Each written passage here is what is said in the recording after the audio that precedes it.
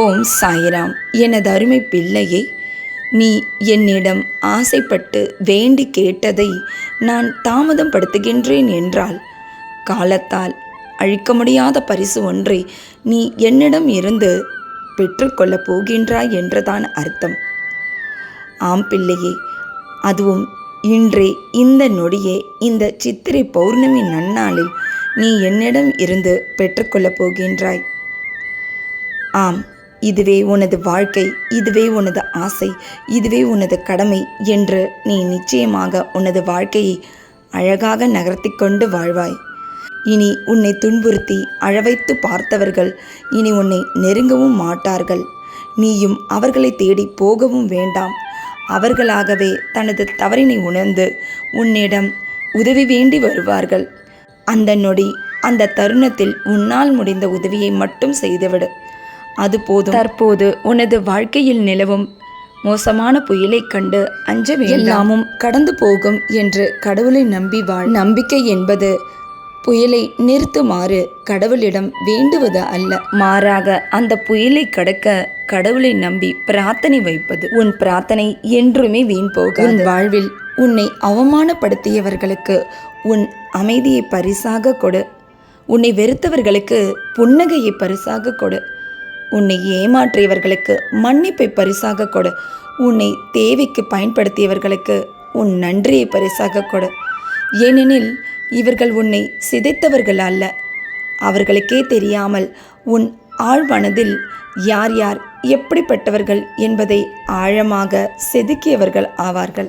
இவர்களை எல்லாம் நீ கடந்து போகாமல் உன்னால் இந்த வாழ்க்கையில் எதையுமே சாதித்து விட முடியாது. நீ செய்த பாவத்தின் பலனை குறைக்க இறைவனுக்கு உரிமை உண்டு. ஆனால் நீ செய்யும் புண்ணியத்தின் பலனை குறைக்க அந்த இறைவனாலேயே முடியாதம்மா. அதனால் உன்னால் முடிந்த புண்ணியத்தை தொடர்ந்து செய்து கொண்டே இரு. அது உன் வாழ்வை மேன்மேலும் மேம்படுத்தும். நீ வாழ்வில் விரக்தி கொள்ளும் அளவிற்கு எதுவுமே இன்று நடந்துவிடவில்லை. உன்னை விட அதிக வழிகளை அனுபவித்தவர்கள் கூட வாழ்ந்து காட்டி பிறருக்கு உதாரணமாக இருக்கின்றார்கள். நம்பிக்கை என்றுமே தளர விடாதே. உனது விடியல் இன்று முதல் ஆரம்பம். உனது முதல் ஏமாற்றமே உனது இரக்க குணம்தான். அந்த இரக்க குணத்தில் இருந்துதான் உனது வாழ்வினில் பல ஏமாற்றங்களை பார்த்து விட்டாய். இனியாவது யாருக்கு இரக்கப்பட வேண்டும் என்று யோசித்து செயல்படு. போலியான இந்த நன்றி கெட்ட மனிதர்களுக்கு, எனது மற்ற பிள்ளைகளான ஏழை எளிய பிள்ளைகளுக்கு உன்னால் முடிந்த தானம் தர்மம் செய்து உன் பிள்ளைகளை மட்டுமல்ல உனது தலைமுறையே காப்பாற்று. ஆனால் இன்று என்னிடம் எந்த பணமும் இல்லையே என்று என்னிடம் சொல்லாதே. உன்னால் முடிந்த உதவியான ஒரு பிஸ்கெட் பாக்கெட்டையாவது வாங்கி கொடுக்கலாம், அல்லது இனிப்பு மிட்டாயாவது வாங்கி கொடுக்கலாம். அதுவும் சிறு உதவிதான். மேலும் அவர்களை நீ நன்றாக வாழ்வாய் என்று வாழ்த்தவும் செய்யலாம். அதுவும் பெரும் உதவி. கஷ்டத்தில் இருப்பவர்களுக்கு இம்மாதிரியான நல்ல சொற்களை கேட்கும்போது அவர்கள் முகம் பிரகாசம் அடைவதை நீ போய் பார். அப்பொழுது தெரியும் யாருக்கு உதவி செய்ய வேண்டும், யாருக்கு உதவி செய்யக்கூடாது என்று. அன்று அடிப்படை வசதி கூட இல்லாமல் இருந்தாய், ஆனால் மனம் நிறைய சந்தோஷம் இருந்தது உனக்கு. இன்றோ எல்லா வசதியும் இருந்தாலும் ஏதோ மனக்கவலையுடன் தான் நகர்கிறது உனது வாழ்க்கையானது. அதுவும் ஒவ்வொரு நாளும் நீ வாடி நின்றபோது உன்னை தேடி வந்து உதவியவர்களை ஒருபோதும் மறக்காதே. அதேபோல் நீ தேடி சென்று உதவி கேட்டும் உதவ மறுத்தவர்களையும் ஒருபோதும் மறக்காதே. பணம் இருந்தால் முன்பின் தெரியாதவர்களும் கூட உறவை சொல்லி பழக வருவார்கள்.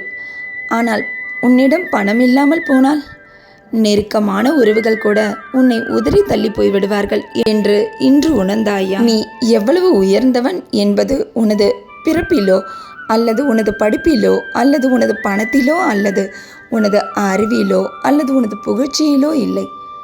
மற்றவர்களை நீ எப்படி மதிக்கின்றாய் என்பதுதான். ஒரு விஷயம் பேசுவதற்கு முன்னர் அல்லது உனது தரப்பு நியாயத்தை சொல்லுவதற்கு முன்னர் மற்றவர் பேசும் பேச்சையும் கேட்க வேண்டும். கேட்டுவிட்டு ஓரிரு வார்த்தைகளில் உனது பதிலை நீ சொன்னாலே சொல்லிவிட்டு அந்த இடத்தை விட்டு நகர்ந்து. ஏனென்றால் உனது பேச்சினை யாரும் காது கொடுத்து கேட்க போவது. உன்னை நன்றாக புரிந்தவர்களுக்கு எந்த ஒரு உண்மையையும் நீ சொல்ல வேண்டிய அவசியமே இல்லை. உன்னை புரியாதவர்களுக்கு நீ என்ன சொல்லியும் கேட்கவும் போவதில்லை. அவர்கள் தன் வாழ்க்கையில் சுற்றி இருப்பவர்களை பற்றி பட்டுதான் தெரிந்து கொள்ள வேண்டும் என்று இருந்தால் அதுதான் நடக்கும். விட்டுவிடு அவர்களை. அவர்களின் போக்கில் நல்லவர்கள் கெட்டவர்கள் என எல்லோரிடமும் பழகு. எப்படி இருக்க வேண்டும் என்று நல்லவர்களிடம் கற்றுக்கொள். எப்படி இருக்கக்கூடாது என்று கெட்டவர்களிடம் கற்றுக்கொள். ஆனால் யாரையும் முழுமையாக நம்பிவிடாதே.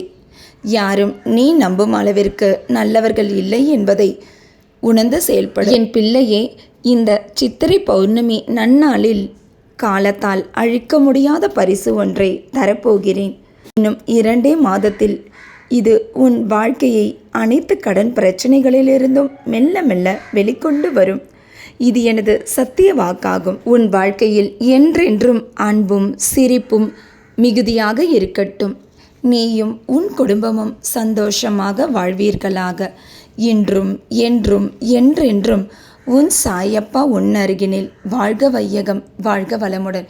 ஜெய் சாயிராம்.